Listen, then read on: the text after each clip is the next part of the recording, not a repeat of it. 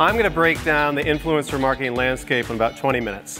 But I have to say, listening to all the complexity and the challenges, it's very weighty, isn't it?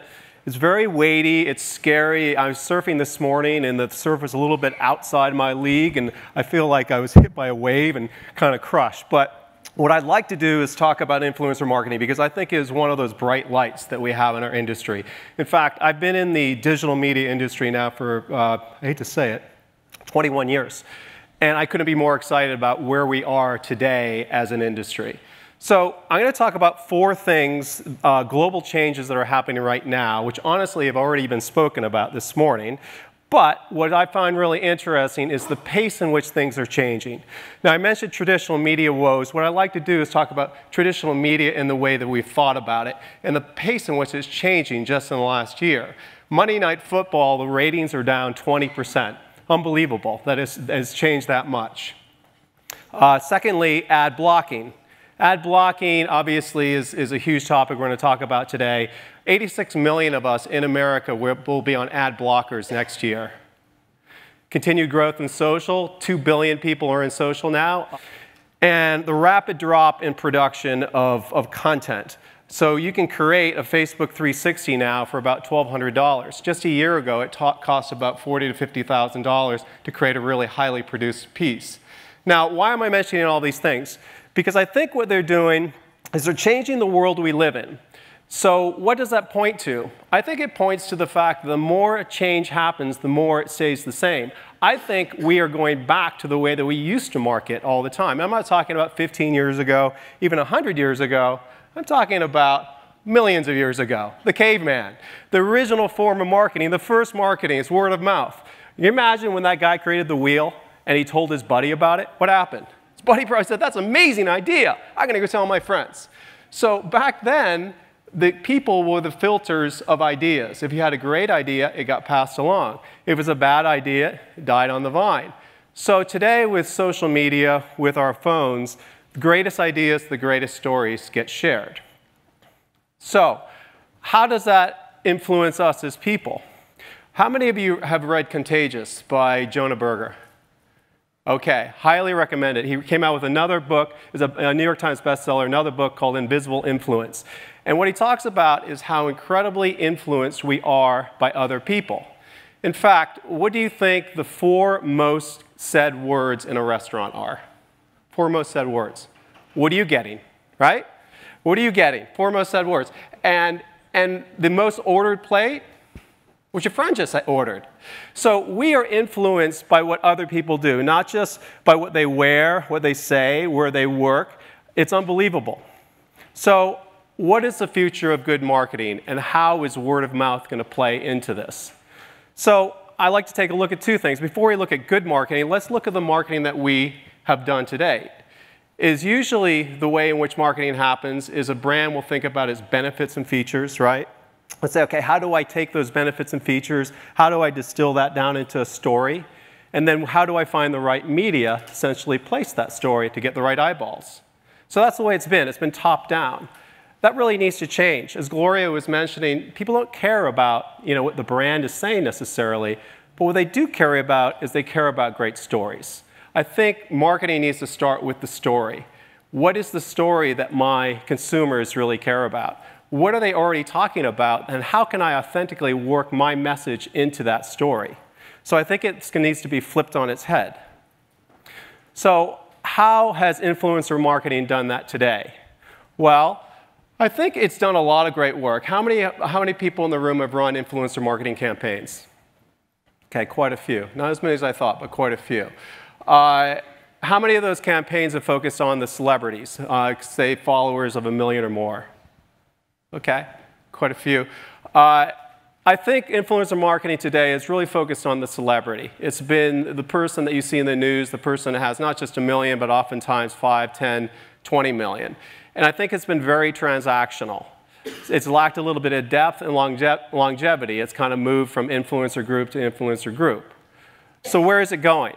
I think 2017, it essentially goes to 4 things. I like to call it ACT with a double A, standing for audience, authenticity, content, and transparency. So with regard to the audience, Most influencer marketing is really focused in upon the influencer, who that person is, who the persona of that person is, and the type of content they're creating. Now, this is Paige Hathaway. She has a following of about 2.3 million people. She may be good for GNC, Under Armour, maybe a health food brand, and that's basically how influencer marketing is run. But what gets interesting, you take a deeper dive now, and this is going to happen more and more, is who her audience is completely different than you think it might be. Her audience is actually 70% male, age 23. They're interested in gaming, wrestling, rugby, MMA, and football. So very different than what you might expect. Second thing is authenticity. It's interesting about Ellen DeGeneres not being a Samsung owner, but then doing the content. She did an amazing job. It's one of those famous photographs out there. But I think that what's going to happen is more authenticity needs to play into the influencer space. We need to actually tap into people that already love our brands, right? So that what do they already buy? What do they already love? What do they already promote? Because I think to date, influencer marketing feels a little bit like traditional media. It feels like a lot of people are hawking products because they are getting paid to do it. I think that's going to change. There are actually databases now where influencers are filling out what brands they actually like. Okay, moving on to content. In terms of the content, we hear a lot about millennials not liking commercials. I actually have 3 millennial kids, 14, 16, and 18. And they don't watch TV. They spend the most of their time looking at their phone. I feel like I need to rip it out of their hands now and then. But what they're doing is they're communicating with their friends. They're seeing stories and they're seeing ads. And I ask them, do you mind when you see an ad? They don't mind it as long as it's a good ad, as long as it tells a story. And as long as the messenger telling that story is good. I think the messenger really matters. So if you get Miranda Sings, as we did for Coca-Cola, to do an advertisement on behalf of Coca-Cola, it works. She essentially sang about Coke for 2.5 minutes. I said, unbelievable. This is the most commercial ad I've ever seen. But then I went in and read all the comments. There are hundreds and hundreds, possibly thousands of comments, all positive, because they love Miranda Sings so much. Who knows Miranda Sings? Okay, quite a few. I didn't know about her before the campaign, but these celebrity influencers are so popular to their constituency, but a lot of people outside of that don't know them. When we shot the piece at Jack in the Box for Coke, there were some teenage girls that showed up there, and they were just in tears, that they got to see her and they got her autograph, etc. Okay, so what I want to do now is show you a video with Swaggy P of the LA Lakers. It's something that we actually shot for Jack in the Box. And so what we're trying to do as a social media agencies is create the commercial non-commercial. To create a commercial that doesn't feel like a commercial. To create a piece of content that really connects with the user and it's content they would go to and share and be excited about it. And at the same time, be transparent about what we're trying to market, because the last thing we want to do is try and fool the user. So this is the piece that we shot for Jack in the Box with Swaggy P. Can you roll the video, please? My peoples, man, we right here. So you said the Jack's Brew Burger. Where is that? Right there. That's what's up, man. I might try that. You want that?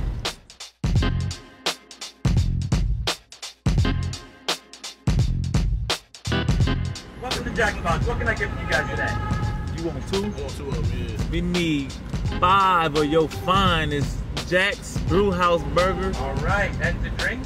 Reminder, Jack in the Box offers Coke Freestyle. So even if you're in the drive-thru, we can offer you over 150 different flavors. We didn't ask you about all the 150 flavors. We just want 3 Cokes and 1 strawberry lemonade. Great. Would you like that strawberry lemonade in a children's cup, sir? Oh, man. Look, tell me. No kids in this car, man. Oh, can you get some churros, too? Hey, Yeah, we get Churros. Me and Churros. You pumped it up, too. You was right with I saw us on a commercial. I seen the commercial, too. Oh, dang!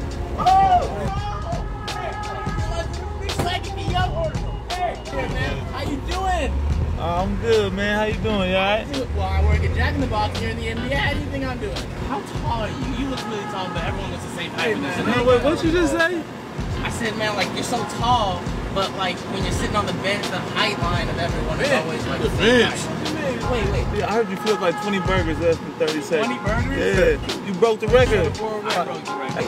I hear you rapping now. Is that a thing? You know, I do my thing, you know. You do your thing? Hey, dude, come on. You gotta freestyle a little bit. Give me a little taste. The drive-thru worker always talking. Need to get them burgers, so get the walking. Ooh. Get them brew burgers now, cause I'm hungry. I need something to eat. All right, dude, yeah. I like that. Yeah. All right, but just make sure you do it right, okay? Because like the last NBA player that tried to like branch out too much, like Shaq was an actor. We don't want another Shazam, dude. Nobody wants another Shazam, okay? Playing, man. Come on. House, right? This is on house. You think I'm wearing Jordans back here? Get an extra blue burger. We need to split that An back. extra burger. Man, Entourage number 3 is hungry. He's hungry. Man. Hey, did they give you that? They give out them visors though? Get out the visors, yeah. Yeah, they look kind of cool. Work hard, man. Get one. Yeah. Got your brew house burgers right here. Come on, man. You open right there. Gosh, How's this look? Yeah. It look just like the commercial. Thank you, Right? man. Let me get I need first kiss. Long time. One more. But man, we got another one. Oh, damn. Yeah, here you go. Y'all can't get one. Y'all not swaggy. Y'all not swaggy. Y'all not swaggy. Enjoy those brew house burgers, all right? Thank you, my man. Thank you.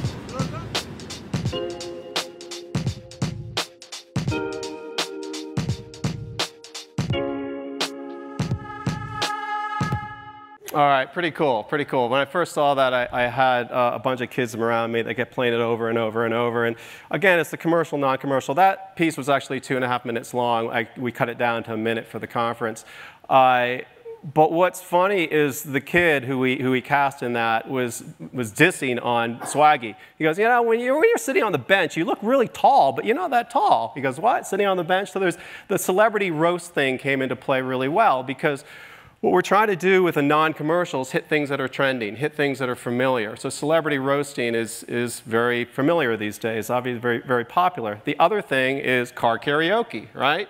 I mean, it's hot as can be right now, so we wanted to tap into that too, because that's something that the Jack-in-the-Box customer, i.e. the young male, is very familiar with. So getting Swaggy P to rap about the Brewhouse Burger was kind of key, and he's actually really cool about the whole thing. Okay. When I watch videos like this, I wonder what I do for a living. How many people have seen the Apple Pen? Okay, good, just a handful of people. I'm just going to roll this and tell you that it has 150 million views in about 6 weeks.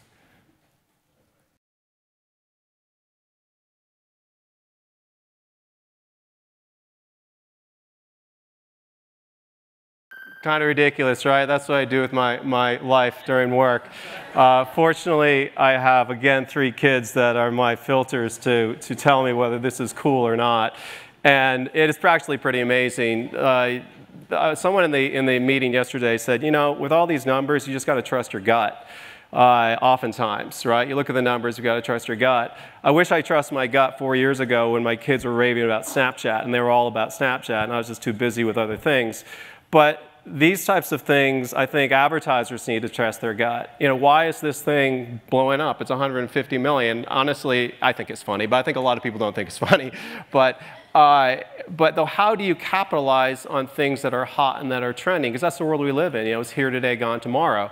So what's really amazing is not just the video, is all the parodies. If you put Apple Pen into YouTube, you get 2.4 million results. Insane, 6 weeks. Okay. So there are Asian stay-at-home moms with their kids. There are dads in tree forts with his twin daughters, all doing the parody of the Apple Pen, right?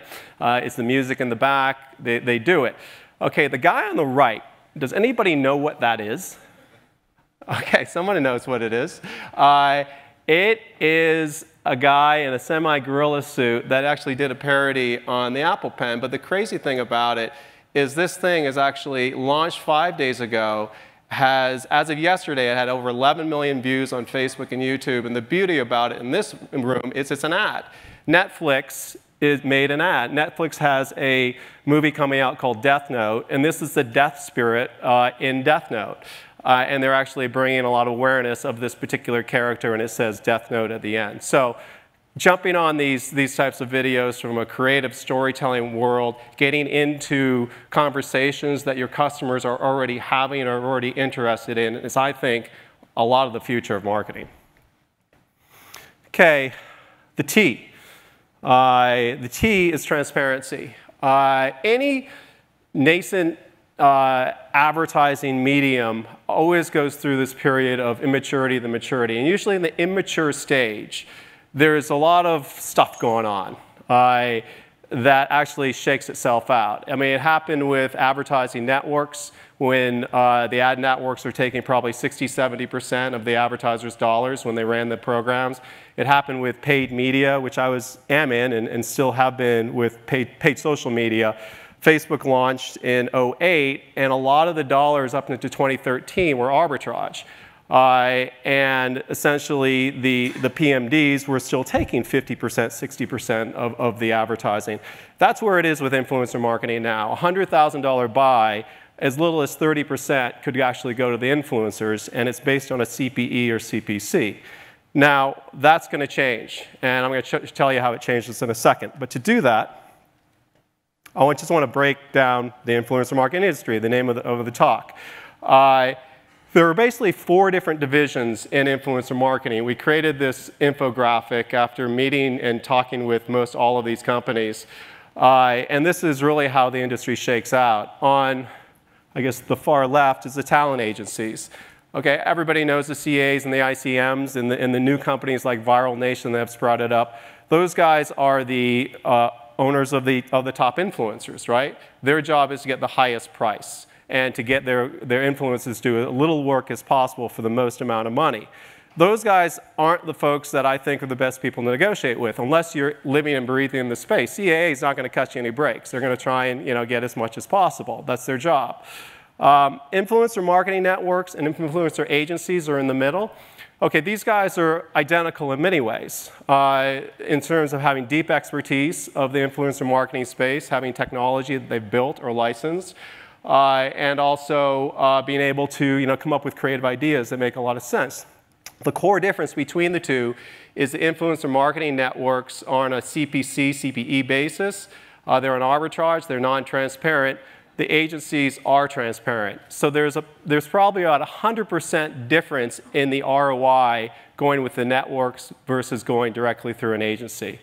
And the last part is technology. There's a ton of technology in the space, and most of these companies are just 2 and 3 years old. To break those down, we essentially broke them down into 3 areas: analytics, search, and management and reporting. Now, the analytics is key because we need to find out who the followers are of the influencers. And what I thought we might do is have a little fun with our host, Josh Messenger, here, and take a look at who Josh's followers are on Twitter. But I want to get permission. Can I do that? OK, here we go. So these are the followers of Josh. Because if you see Josh, you say, I want him to be our influencer. He's a good-looking guy, right? Bright, intelligent. But who are his followers? So we go to the next slide.